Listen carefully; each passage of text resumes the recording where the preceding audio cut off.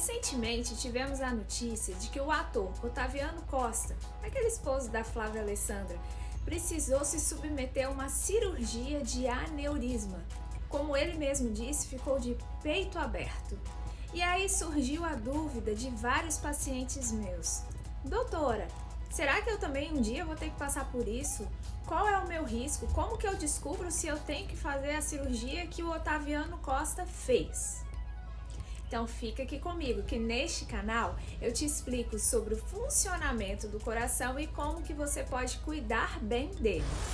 O aneurisma de aorta, que foi a doença que o Otaviano Costa descobriu, é uma condição que se desenvolve ao longo do tempo. Em geral, demora anos para que uma pessoa chegue numa condição em que esse aneurisma precisa ser operado.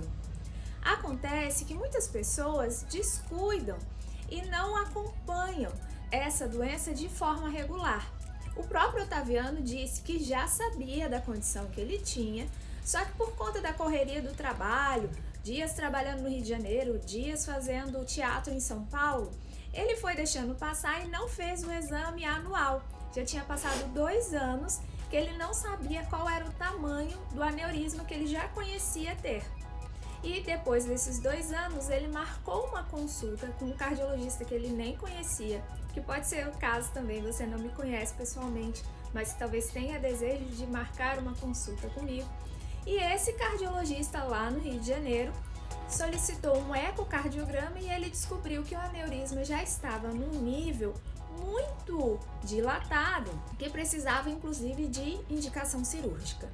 Daí o Otaviano procurou o Dr. Fábio Jateme, que inclusive já me deu aula, que é um profissional excelente, que é muito experiente em cirurgia de aorta.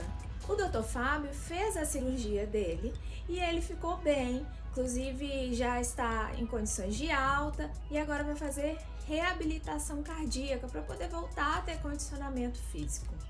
Então vamos conhecer um pouco dos aneurismas. Existem 3 tipos de aneurisma. Os aneurismas que dão no cérebro, inclusive no meu canal no Instagram eu já fiz uma terça científica falando de aneurisma cerebral, porque este é como se fosse uma bomba relógio na cabeça da pessoa. Às vezes a pessoa tem cefaleia, dor de cabeça muito intensa, não imagina que é um aneurisma, e quando esse aneurisma ele se rompe, acaba dando um AVC hemorrágico muito grave que pode inclusive levar à morte.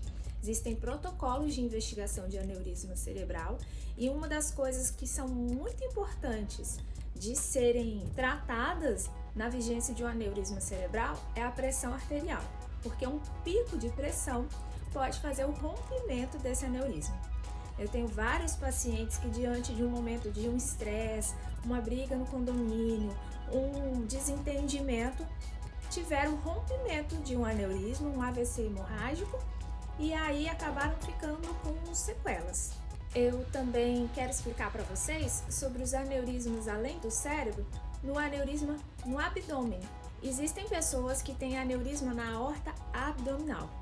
E isso acontece mais frequentemente nas pessoas que têm mais de 60 anos e nos tabagistas. O cigarro, ele leva a uma desestruturação da parede da artéria aorta e isso começa a fazer essa dilatação da artéria, o que acaba culminando no aneurisma.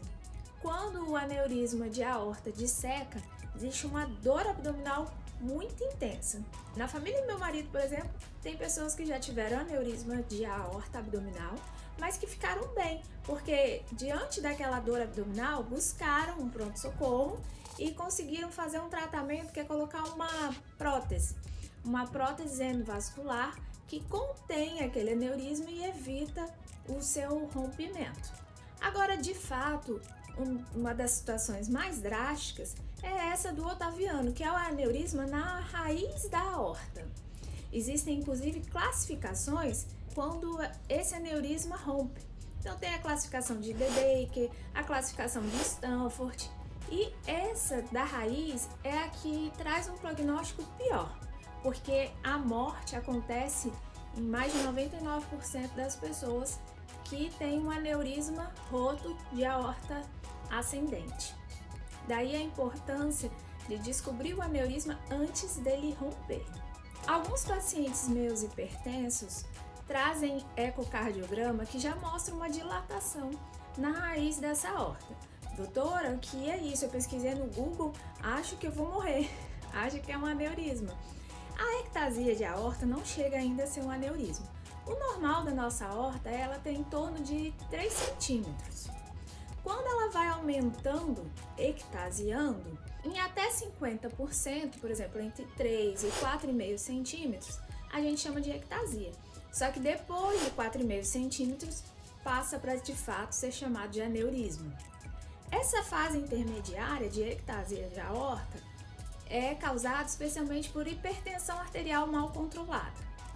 E aí até alguns pacientes meus ficam um pouco revoltados, insatisfeitos, falando: mas doutora, minha pressão está controlada.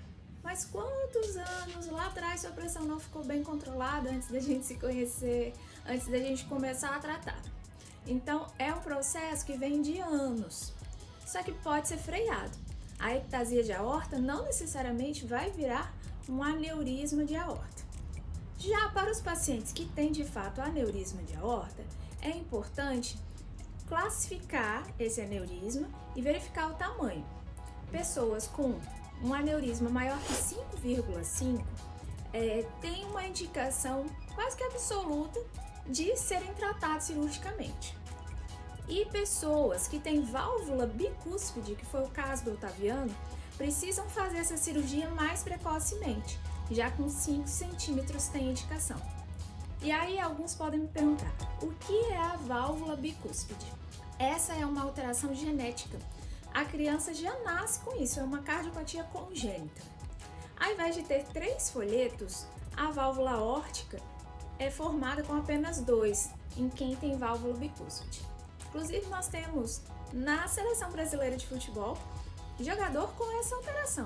Não significa que a pessoa que tem isso, ela vai ser rotulada de doente ou vai ser impedida de jogar em times ou de ser atleta. Mas é importante que tenha um acompanhamento de perto. No caso do Otaviano, a válvula dele bicúspide não funcionava muito bem e precisou ser trocada junto com a parte em que foi colocado a prótese de aorta. Essa válvula bicúspide, no caso dele, causava uma regurgitação, uma insuficiência aórtica grave que levava a um aumento da quantidade de sangue indo e voltando nessa artéria, o que acabou fazendo a dilatação. O tratamento, como eu havia aqui já comentado, é cirúrgico nos casos dessa dilatação maior. E na dilatação intermediária é controlar os fatores de risco, né?